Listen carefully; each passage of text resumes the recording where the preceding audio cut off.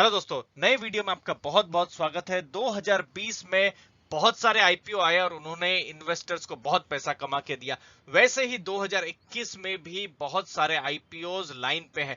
लेकिन आज हम आपको बताएंगे इस वीडियो में 5 ऐसे आईपीओ जो कभी भी आ सकते हैं। जनवरी महीने में बहुत ज्यादा चांसेस है ये सब आईपीओ आए। तो दोस्तों, ये 5 आईपीओ की लिस्ट है, इनको नजर में जरूर रखिएगा दोस्तों।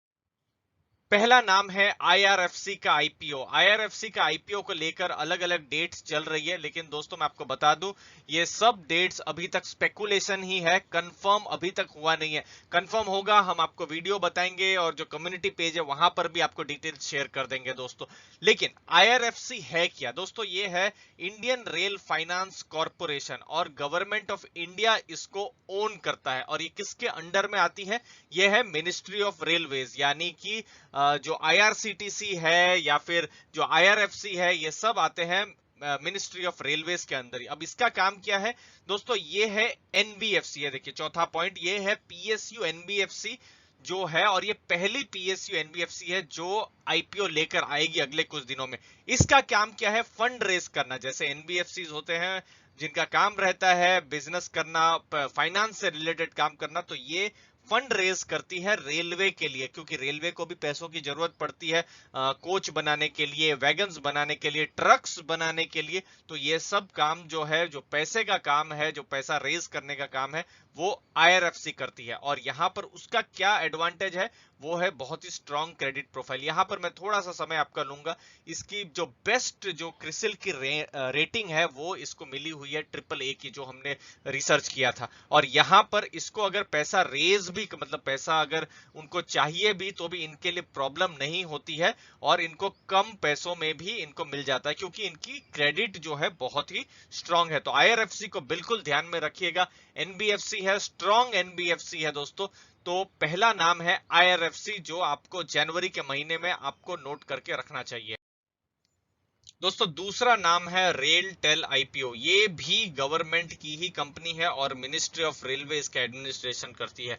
मतलब जैसे अभी आपने थोड़ी देर पहले जो आईआरएफसी का नाम देखा, ऑलरेडी लिस्टेड आप दूसरी कंपनियां जैसे राइट्स को आप देख सकते हैं, आईआरसीटीसी को देख सकते हैं, आरवीएनएल को देख सकते हैं। तो वैसे ही ये एक और नाम है रेल टेल। अब ये कंपनी करती क्या है? Information and communication technology provider है, और जो मेन इनका जो बिजनेस है वो है telecom networking service, data centre और होस्टिंग सर्विसेज का। तो यहां पर आईटी से रिलेटेड ये कंपनी है।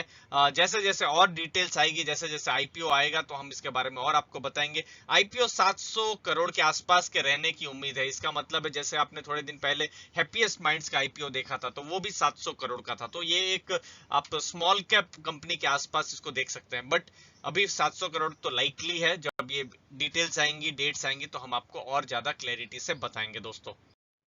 अगला नाम है दोस्तों home first finance IPO. Interesting company है। जब हम इसका रिसर्च कर रहे थे, हमने देखा कि जो सैलरीड है या फिर जो इनफॉर्मल, जिनके पास सैलरी स्लिप या वो सब नहीं होती है, तो उनको भी ये लोन प्रोवाइड करती है। तो आप समझ सकते हैं जो अफोर्डेबल हाउसिंग लोन है, जिनकी जो अमाउंट बहुत ज्यादा नहीं होती है, वहां पर जनरली बैंक्स थोड़ा सा कतराते हैं लोन देने में। तो वहां पर एक ये बहुत बड़े एक सेगमेंट को ये केटर करती है, जो हम देख पा रहे हैं। यहाँ तक कि कुछ कुछ जगह में हमने देखा कि ये सैलरी स्लिप का भी डिमांड नहीं करती है, लेकिन बिजनेस होना चाहिए या फिर थोड़ा बहुत इनकम दिखानी चाहिए, वो तो होता ही है।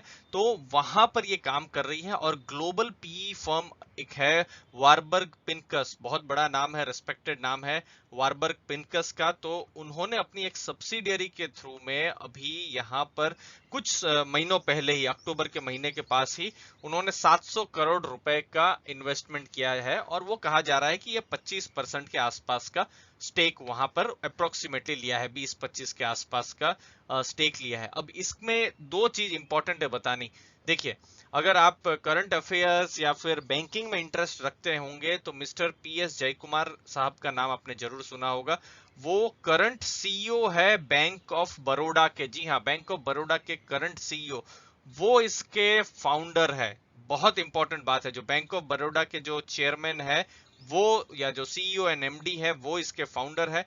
और मिस्टर जेरी राव जो है, वो इसके फाउंडर है। वो है नेस्कॉम के एक्स प्रेसिडेंट। तो एक एक कंफर्ट भी बैठता है, क्योंकि जो लोग फाउंडर है बहुत सालों से वो मार्केट में है।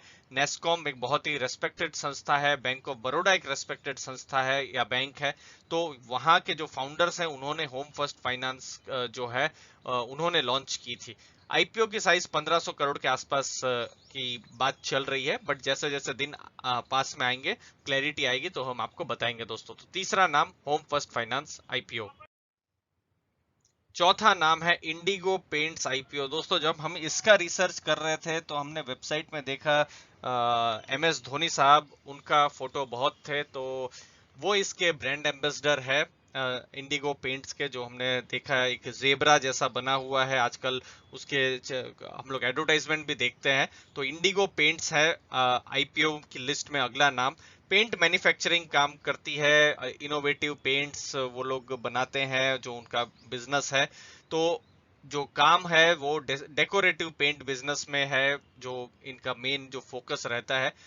1000 करोड़ के आईपीओ के आने की बात है, और यहाँ पर दिसंबर के आखिरी सप्ताह में ही, दिसंबर 22-23 के आसपास में ही इनको सेबी से अप्रूवल मिला था। तो बहुत हद तक एक्सपेक्टेड है पेंट क्या एक और कंपनी लिस्टेड हो, जो हमने देखी है एशियन पेंट्स है, बर्जर है, उन्होंने बहुत वेल्थ क्रिएट करके दी है, और वो सब कंपनियां बहुत ही हाई पी मतलब जो होता है वैल्यूएशन में भी बहुत ही महंगी, मतलब इतना कंफर्ट शायद ना रहे खरीदने में, लेकिन उनका भाव बढ़ता ही रहता है। तो इंडिगो पेंट्स वैसी होगी या नहीं, समय ही बताएगा। अगला नाम है दोस्तों सूर्योदय स्मॉल फाइनेंस बैंक। पहले ये माइक्रो फाइनेंस की कंपनी हुआ करती थी। माइक्रो फाइनेंस पहले बंधन या उज्जीवन, ये सब माइक्रो फाइनेंस की कंपनियां थी।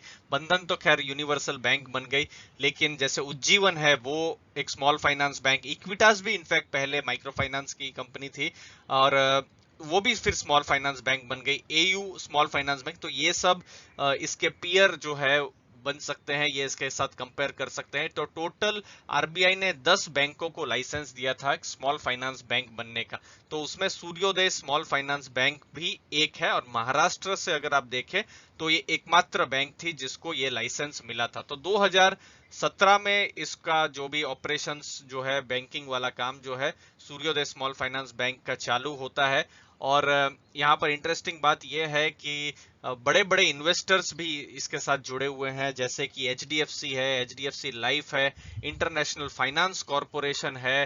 प्राइवेट इक्विटी में भी जैसे टीवीएस का जो प्राइवेट इक्विटी है वो भी यहाँ पर जुड़े हुए हैं, गजा कैपिटल, ये सब बड़े बड़े जो नाम है वो इस बैंक के साथ जुड़े हुए हैं। खैर आगे के समय जब ज्यादा डेटा आएंगे तभी पता चलेगा कि बैंक की कैसी स्थिति है। जैसे एनआईएम है, एनपीए है, जो भी प्राइस टू बुक या प्राइस टू अर्निंग जो भी वैल्यूएशन है, तभी पता चलेगा।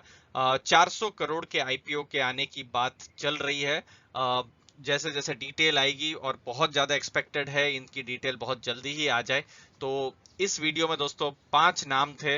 आपका फेवरेट नाम कौन सा है जरूर बताइए कमेंट सेक्शन में। आपने अपना समय दिया उसके लिए बहुत बहुत धन्यवाद दोस्तों। वीडियो अच्छा लगा तो जरूर लाइक शेयर सब्सक्राइब कीजिए।